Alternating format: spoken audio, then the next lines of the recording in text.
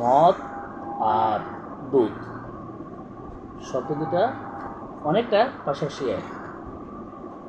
মদ, যে ব্যক্তি মদ বিক্রি করে, একদম মদওয়ালা, সে কখনো তার মদ কেনার জন্য ক্রেতা খোঁজার জন্য মানুষের ধারে ধারে যেতে হয় না, খুঁজে মদ বিক্রি করতে হয় না যে ভাই মদ দিবেন, মদ কারো মদ লাগবে।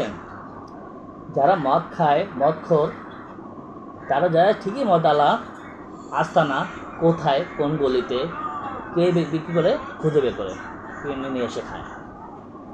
আর দুধ হচ্ছে একটি আদর্শ খাবার, সুষম খাবার। এই দুধওয়ালা তার দুধ বিক্রি করার জন্য, দুধের কাস্টমার খোঁজার জন্য ফ্রি করে করে দুধ বিক্রি করে। দুধ নেবেন, দুধ লাগবে, দুধ। এবং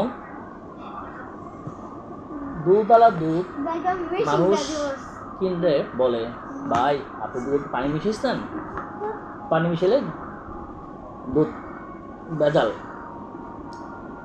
আর তখন দুধওয়ালা বলে না ভাই আমার দুধে কোনো পানি মিশিয়ে নেই, দুধ এই মাত্র দোহায় নিয়ে আসলাম, কসম করে বলতেছি।